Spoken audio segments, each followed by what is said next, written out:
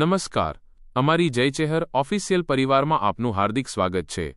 જો તમે અમારી ચેનલ પર નવા છો તો તરત જ સબસ્ક્રાઇબ કરો અને ચાલો આજના રસપ્રદ વિષય તરફ આગળ વધીએ। રામદેવ પીરનો વિસ્તૃત ઇતિહાસ।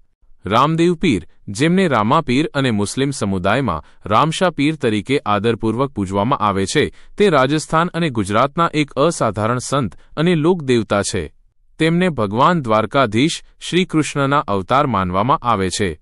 તેમનું જીવન ધાર્મિક સદ્ભાવના, સામાજિક સમાનતા અને સત્યના સિદ્ધાંતો પર આધારિત હતું। જન્મ અને બાળપણ।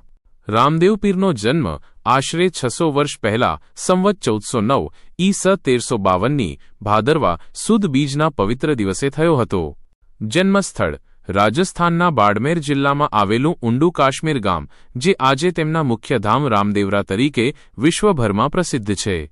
માતા-પિતા તેઓ પોખરણ રાજ્યના તંવર રાજપૂત રાજા અજમલજી અને રાણી મિનલ દેવી મૈણાદેના પુત્ર હતા। દંતકથા। એવું માનવામાં આવે છે કે પુત્ર પ્રાપ્તિ માટે રાજા અજમલજીએ દ્વારકા જઈને ભગવાન શ્રીકૃષ્ણની આરાધના કરી હતી, જેના ફળ સ્વરૂપે તેમને બે વિરમદેવજી અને રામદેવ પ્રાપ્ત થયા। ગુરુ। તેમણે નાનપણમાં જ ગુરુબાવા બાળકનાથ પાસેથી ધર્મ અને યોગનું જ્ઞાન પ્રાપ્ત કર્યું હતું। સમાજ સુધારણા અને સમાનતાનો સંદેશ। રામદેવ પીર એક રાજાના પુત્ર હોવા છતાં તેમણે રાજવી જીવન છોડીને પોતાનું જીવન સમાજ સેવા અને ધર્મના પ્રચારમાં સમર્પિત કર્યું। તેમનો મુખ્ય ઉદ્દેશ્ય સમાજમાંથી જાતિવાદ અને અસ્પૃશ્યતાને દૂર કરવાનો હતો। સમાનતા। તેમણે સ્પષ્ટ સંદેશ આપ્યો કે ભગવાનની દૃષ્ટિમાં કોઈ ઊંચ કે નીચ નથી। તેમણે સમાજના પછાત અને ગરીબ વર્ગોને સ્વીકાર્યા અને તેમનું સન્માન કર્યું। ડાલીબાઈ। તેમની સૌથી નજીકની અને પટ્ટ શિષ્યા ડાલીબાઈ હતા, જે મેઘવાળ જ્ઞાતિના હતા। રામદેવજીએ તેમને પોતાની ધર્મની બહેનનો દરજ્જો આપ્યો, જે તે સમયના સમાજ માટે ક્રાંતિકારી પગલું હતું।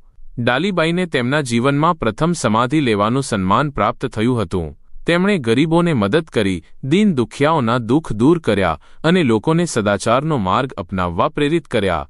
ચમત્કારો, પરચા અને રામશા પીર બિરુદ। રામદેવજીએ પોતાના જીવનકાળ દરમિયાન અનેક અલૌકિક ચમત્કારો પરચા બતાવ્યા, જેના કારણે લોકો તેમને પીર તરીકે માનવા લાગ્યા। મક્કાના પીરોનો પ્રસંગ। તેમની ખ્યાતિ મક્કા સુધી પહોંચતા ત્યાંના 5 પીર તેમની શક્તિની પરીક્ષા લેવા રામદેવરા આવ્યા। ભોજનના સમયે પીરોએ કહ્યું કે તેઓ તેમના પોતાના વાસણો, કટોરા સિવાય અન્ય કોઈ વાસણમાં ભોજન લેતા નથી અને તે વાસણો તેઓ મક્કામાં ભૂલી આવ્યા છે। રામદેવજીએ ચમત્કારથી ક્ષણવારમાં તે વાસણો મક્કાથી હાજર કર્યા।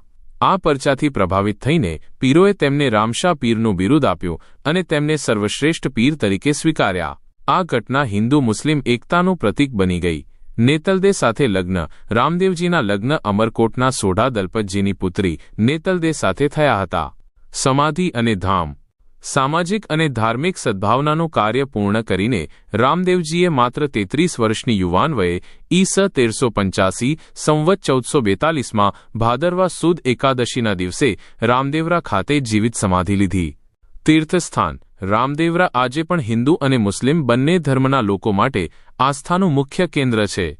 મેળો। દર વર્ષે ભાદરવા સુદ બીજથી ભાદરવા સુદ એકાદશી સુધી અહીં ભવ્ય લોકમેળો ભરાય છે। લાખો ભક્તો, જેને જાત્રાળુ કહેવામાં આવે છે, તેઓ દૂર દૂરથી ધજા લઈને પગપાળા દર્શન કરવા આવે છે। રામાપીરનો ઇતિહાસ આપણને ધર્મ, સત્ય અને માનવ સેવાના માર્ગ પર ચાલવાની શાશ્વત પ્રેરણા આપે છે। હું રામદેવ પીરના જીવન સાથે જોડાયેલા કોઈ ચોક્કસ ચમત્કાર વિશે અથવા તેમના મુખ્ય ઉપદેશો વિશે વધુ વિગતો આપી શકું છું। શું તમે તે જાણવા માંગો છો?